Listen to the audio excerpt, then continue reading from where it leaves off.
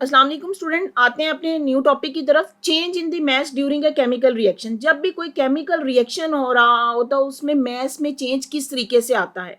तो एक्चुअली जो यहाँ पे हमने बात करनी है वो है law of conservation of maths.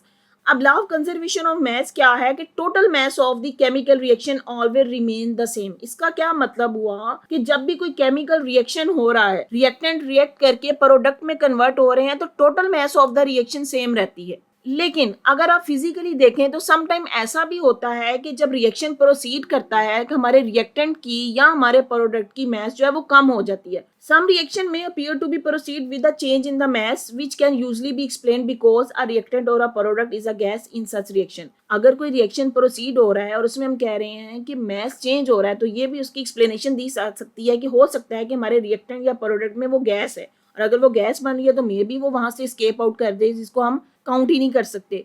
लेकिन अगर यही चीज हम किसी को रिएक्शन को किसी क्लोज कंटेनर में करवाएं और हम अपने रिएक्टेंट्स की मैस को देखें और प्रोडक्ट की मैस देखें, तो law of conservation of mass के अकॉर्डिंग वो दोनों बराबर होंगी। लेकिन अगर यही हमारा ओपन कंटेनर हो तो हो सकता है कि मैस में चेंज आ जाए। अब यहाँ पे इस चीज को इस एग्जाम्पल के थ्रू एक्सप्लेन किया गया है। If a reaction is carried out in an open container where gases can escape or enter, the apparent mass change can occur if a gas is either absorbed or evolved. कि अगर हमारा कोई ऐसा reaction हो रहा है जिसमें कोई गैस प्रोड्यूस हो रही है, लेकिन अगर वो ओपन कंटेनर में है तो हो सकता है कि हमारी गैस वहां से स्केप कर जाए। For example, if the gas is evolve, अगर गैस वहां से खारिज होगी, we shall observe decrease in the mass, and if the gas is absorb the apparent mass will increase. कोई ऐसा रिएक्शन हो रहा है कि अगर गैस वहां से खारिज होगी तो हमारे प्रोडक्ट का मैस कम हो जाएगा। लेकिन अगर ऐसा भी हो सकता है कि गैस उसमें अब्जॉर्ब हो जाए तो हमारा प्रोडक्ट का अपरेंट मैस इंक्रीज कर जाएगा। अब यहाँ पे उन्होंने इसकी एग्जाम्पल भी दी है कि if the ribbon of the magnesium is burned in an open crucible, the mass of the product magnesium oxide form will be greater than the reactant. कि जब हम मैग्नीशियम रिबन को, मैग्नीशियम रिबन का मतलब है वो मैग्नीशियम प्योर मेटल है, उसको ओपन एयर में या ओपन क्रूसिबल में बर्न करते हैं, जलाते हैं, तो उसकी ऑक्सीडेशन होगी। ऑक्सीडेशन की वजह से यहाँ पे मैग्नीशियम ऑक्साइड बनेगा। ये जो प्रोडक्ट मैग्नीशियम ऑक्साइड है इसकी मास जो अपने रिएक्टेंट से ज्यादा हो जाएगी। This increase in mass has occurred due to the reaction of magnesium with oxygen present in air. However, if the two reactant magnesium and oxygen are allowed to react in a closed container, the total mass will remain the same before and after the reaction. अगर हम इसको close container में कहें, क्योंकि close container में हमें पता है कि हमने मैग्नीशियम की और ऑक्सीजन की एक डिफाइंड अमाउंट उसमें डाली होगी, तो जितनी रिएक्टेंट की मास होगी उतनी ही प्रोडक्ट की भी होगी। अब यहाँ पे एग्जाम्पल के थ्रू एक्सप्लेन किया गया है कि मैस में जो चेंज आता है उसकी एक रीजन ये भी हो सकती है formation of a gas during a chemical reaction. कि जब हमारा केमिकल रिएक्शन हो रहा है तो हो सकता है कि उसमें गैस बन रही हो। एग्जाम्पल दी गई उसको पढ़ लेते हैं। If the reaction is performed between marble chips and dilute hydrochloric acid in an open container, the mass of product will apparently be less than that of the reactant. This apparent decrease in mass is due to the evolution of carbon dioxide gas during the reaction which escape into the atmosphere. अब यहाँ पे जो बात याद रखने वाली है, marble chips की बात की गई है, तो जो कैल्शियम कार्बोनेट है उसका कॉमन नेम मार्बल भी है, तो ये आपने याद रखना है। आपसे एमसीक्यू का क्वेश्चन पूछा जा सकता है, मार्बल का फार्मूला बताएं, तो आपने याद रखना है कैल्शियम कार्बोनेट। जैसे यहाँ पे देखें इक्वेशन में दिया भी है कैल्शियम कार्बोनेट CaCO3 जब हाइड्रोक्लोरिक एसिड के साथ रिएक्ट करता है तो ये कैल्शियम क्लोराइड में कन्वर्ट हो जाएगा, वाटर बनेगा, और साथ में यहाँ पे कार्बन डाइऑक्साइड गैस बनेगी। अब अगर तो ये ओपन कंटेनर में हो रहा है तो कार्बन डाइऑक्साइड तो वहां से स्केप कर जाएगी। अगर स्केप कर जाएगी तो इसका मतलब है हमारे जो प्रोडक्ट्स हैं उनकी मास हमारे रिएक्टेंट से कम हो जाएगी। When a reaction move ahead, the concentration of the reactant decreases until all the reactant are used up. तो यहाँ पे जो बात की गई है, जैसे जैसे कोई रिएक्शन होता जाता है तो रिएक्टेंट की जो कंसंट्रेशन है वो डिक्रीज करती है। सारी बात है क्योंकि वो रिएक्टेंट कन्वर्ट हो रहे हैं प्रोडक्ट्स में। At the same time, the concentration of the product increase and reach the maximum value at the end of the reaction. तो क्योंकि रिएक्टेंट कन्वर्ट हो रहे हैं प्रोडक्ट में, तो यहाँ पे ये देखें रिएक्टेंट की कंसंट्रेशन कम होती जा रही है जबकि प्रोडक्ट की कंसंट्रेशन बढ़ती जा रही है। जी स्टूडेंट, ये जो ग्राफ है ये हमारा इरिवर्सिबल रिएक्शंस के लिए, जिसमें सारे के सारे रिएक्टेंट कन्वर्ट हो जाते हैं प्रोडक्ट में। रिएक्टेंट की तादाद कम होती जाती है और प्रोडक्ट की बढ़ती जा रही है। तो ये इरिवर्सिबल के केस में हम ऐसा ग्राफ बनाएंगे। जी नेक्स्ट टॉपिक देखते हैं हम, change in the temperature during a chemical reaction. जब भी कोई केमिकल रिएक्शन हो रहा है तो वहां पे चेंज इन टेम्परेचर होगा। चेंज इन टेम्परेचर क्यों होगा? क्योंकि हमने केमिकल रिएक्शन के बारे में पढ़ा था, या तो वो एक्सोथर्मिक होंगे और या वो एंडोथर्मिक होंगे।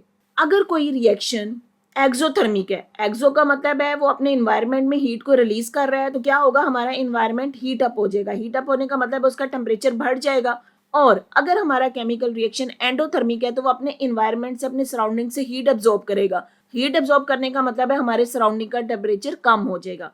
तो यहाँ पे इसी बात को एक्सप्लेन किया गया है कि जब भी कोई केमिकल रिएक्शन होता है तो उसमें चेंज इन टेम्परेचर आता है। एग्जांपल्स के साथ इसको हम देख लेते हैं क्या कहा गया है। Chemical reaction are quite often accompanied by the change in the temperature indicating whether they are exothermic और एंडोथर्मिक। अब हमें पता है कोई भी केमिकल रिएक्शन है, चाहे वो एक्सोथर्मिक हो या एंडोथर्मिक हो, तो उसमें हीट इवॉल्व होगी या एब्जॉर्ब होगी।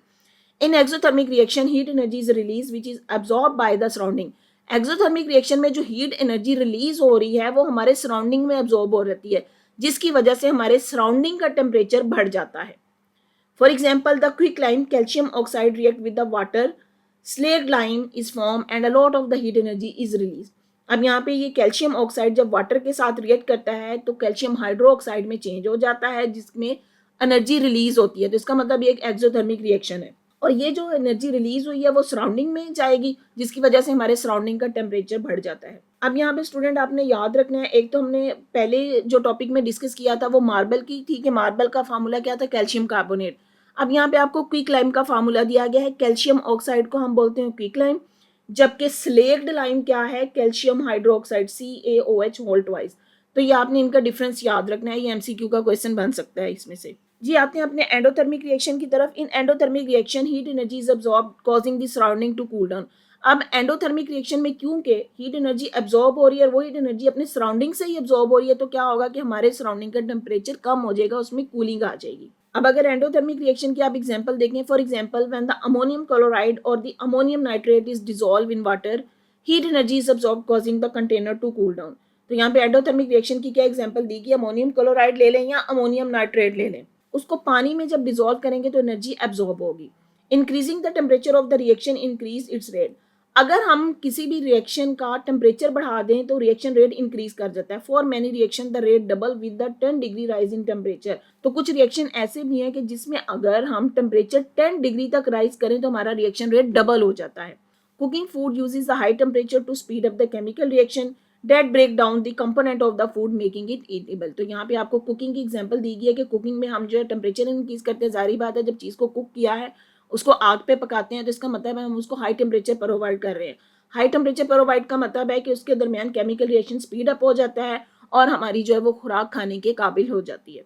जी स्टूडेंट्स, अगर आपको मेरा लेक्चर पसंद आया है तो मेरी वीडियो को लाइक करें, अपने फ्रेंड्स के साथ शेयर करें, मेरे चैनल को सब्सक्राइब करें और बेल आइकन पे क्लिक कर दें ताकि हर आने वाली न्यू वीडियो सबसे पहले आपको मिल जाए।